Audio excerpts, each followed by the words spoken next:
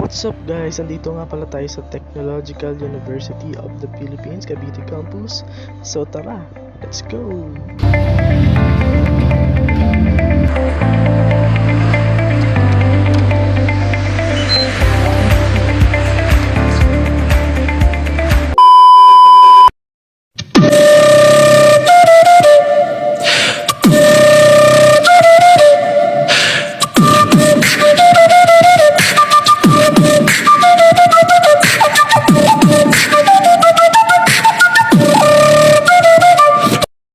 What's up guys? So now andito ngayon tayo sa TUPC para alamin kung bakit sila nag-TUPC.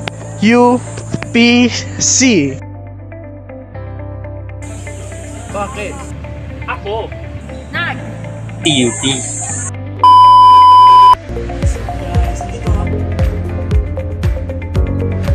Guys, andito nga po pala tayo sa tapat ng mechanical shop. So andito pala tayo para maghanap ng mga estudyante para interviewin. So tara, let's go. So mukhang may nakikita akong estudyante dito. So tanungin natin, let's go. Sir, pwede po ba kayong interviewin? Sige. Ano po ang pangalan? Ba't ako nag-TUP? Alam niyo sir? Ako pala si Peter Luis B. Galapano from BSI ICT 3A. So may tanong lang ako sir, bakit ka po nag-TUP? Ayun, siguro bukod sa gusto kong yung course ko is technology related.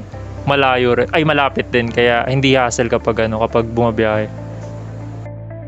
Ba't ako nag-TUP? Gaano po ako may bala ko talaga mag-ECE. Pero nung malayo, nag-electronics engineering na lang ako sa TUP.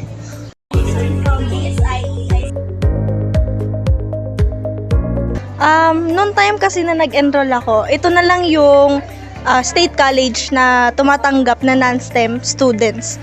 And also, patapos na yung enrollment that time, kaya hinabol ko yung pagpasok ko dito sa TUP. Bakit ako nag-TUP? Aside from location, yung available course from TUP is naka-align din sa the previous strand ko nung senior high school ako. Bakit ako nag-TUP? School will give me a proper knowledge or knowledge enough para dun sa profession na gusto kong makuha or makamit.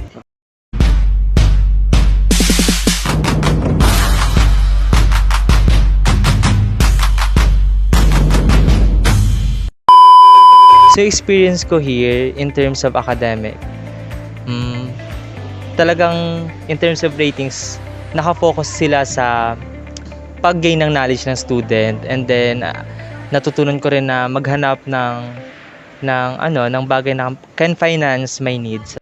Experience ka as a student, parang every week or basta every time na marami akong tutunan sa TUP. Parang may mga new learnings na pwede kong i-apply or mga realization na din sa tungkol din sa aside from course. Yung mga naging experience ko, and masasabi kong quality yung education dito sa TUP, and nagagabayan nila yung mga students natin. Hirap naman, sa simula talaga may hirap. Hindi, sa simula siguro chill lang kasi online kami nagsimula . Tapos siguro mga kalagitnaan ng year or ng semester, pahirap na ng pahirap. Kumbaga nararamdaman ko ng pressure. Kasi syempre, habang tumatagal nasasanay din naman ako kasi paulit-ulit na lang na yung mga hirap na pinagdadaanan. Kaya maayos naman na. So, ang experience ko po lang po sa TUP is sobrang bait ng mga tao dito, which is yung mga profs, tapos yung mga estudyante, pati yung reporter po, bibigyan po ako ng snack bukas. Oo, Jollibee pa. Ayun lang.